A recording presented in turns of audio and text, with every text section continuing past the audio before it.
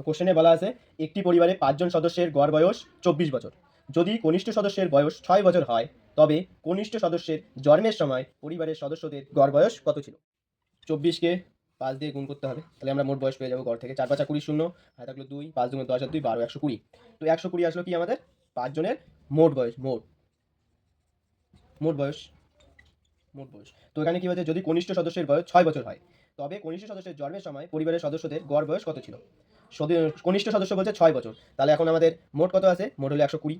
আর এদিকে আছে 5 জন ছিল, তাহলে 5 জনের যদি আমরা 6 বছর আগে যাই তাহলে কি হয়ে যাচ্ছে 5 ইন্টু 6, 5 ইন্টু 6 কত হচ্ছে 30। 30 হচ্ছে, এই 30 বছর কি 120 থেকে 30 বছরটা মাইনাস হয়ে যাবে, তাহলে কি হয়ে যাবে মাইনাস হবে 0.9। তা 90 আসছে, এখন 90 আসলো। এখন বলছে পরিবারের কনিষ্ঠ সদস্যের জন্মের সংখ্যা ছিল 5 জন। তো এখন কি ওর জন্মের সময় বলছে, কনিষ্ঠ জন্মের সময়, তাকে এখন ধরতে হবে আমাদের 4 জন, কারণ কনিষ্ঠকে আমরা ধরতে পারবো না। জন্মের সময় বলছে, একদিনও তখন বয়স হয়নি, তাই 4 ধরবো। 4 দিয়ে এখন 90কে ডিভাইডেড দিব, যেটা আসবে ওটা অ্যান্সার। 4 দুগুণ 8, 1 0, 4 দুগুণ 8 আসে 2, 2/4 মানে কি 1/2, 22 সমস্ত 1/2। এটাই হচ্ছে সদস্যদের গড় বয়স।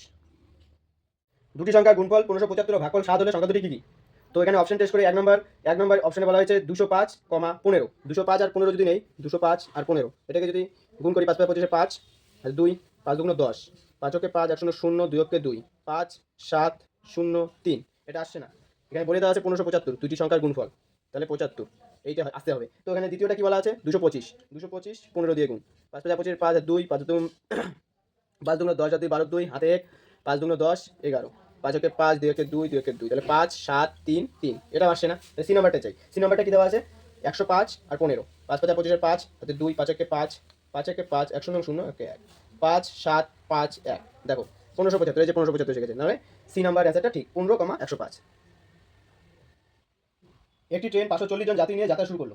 একটি ট্রেন 540 জন যাত্রী নিয়ে যাত্রা শুরু করলো, তাহলে 540 জন। এটার মধ্যে কি বলছে, প্রথম স্টেশনে 1/9 অংশ যাত্রী নেমে গেল, 1/9 অংশ যাত্রী নেমে গেল। তাহলে হচ্ছে তোমার 6 নং 54, 60 জন কি নেমে গেল, তাহলে রয়ে গেল কতটুকু ট্রেনের মধ্যে রয়ে আছে, তাহলে এখানে বলে দেওয়া আছে 24 জন। 24 জন যাত্রী উঠলো, 24 জন যাত্রী এবার উঠলো, 24 জন উঠলো, কত 24 জন। তাহলে এখন কি টোটালটা দেওয়া আছে 540, 540-এর মধ্যে 60 নেমে গেছে, আর উঠছে কতজন, উঠছে হচ্ছে 24 জন। তাহলে এখানে 540 থেকে 60 মাইনাস করলে হচ্ছে তোমার 480, 480 প্লাস 24, তাহলে হচ্ছে কত 4, এদিকে 4 8 আর 2, 8 আর 2 10, 0 হাতে 1, 4 এর 5, 504। তাহলে 504, এটা গেল প্রথম ট্রেনটা, ঠিক আছে, প্রথম গেল। এবার দ্বিতীয়টাতে কি বলা আছে, দ্বিতীয়তে বলা আছে এখানে 504 আসলো, 504 টাকা নিয়ে নিতে হবে এতজন ধরে।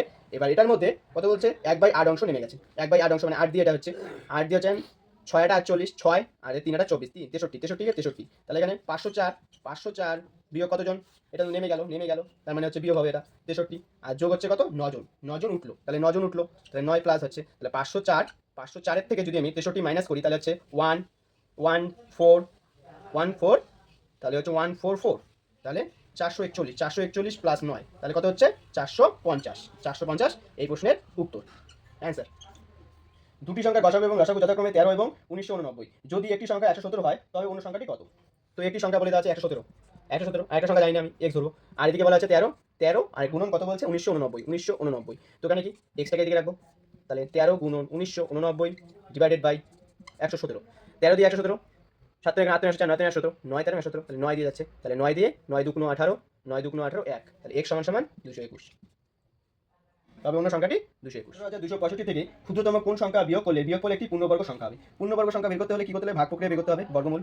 তো এখানে কি আছে 18265, 18265, 1 দিয়ে যাচ্ছে, 1 মিলে যাচ্ছে, তাহলে এটার ডাবলটা এদিকে দিতে লাগে, 1 এর ডাবল 2।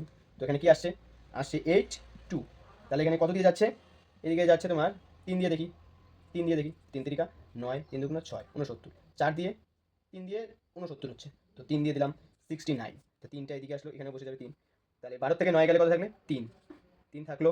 এবার এখান থেকে কত গেল 1 আছে, তাহলে এদিকে নামলে 6 6 আর 5, 4টা ডিজিটই নামিয়ে নিলাম। এবার কত আসছে 13, এইদিকে আসছে 13 ডাবল তাহলে কত হয়ে যাচ্ছে 26। এবার ডাইরেক্ট কী দিয়ে যাচ্ছে, মোটামুটি 5 দিয়ে দিচ্ছি আমি, 5 দিয়ে দিলে 5 5 25, 5 হাতে 2, 5 6 30, 30 31 32, 32-এর 2 হাতে 3, 5 দুগুণ 10 আর 3 13, 1325, তাহলে 1325 আসছে।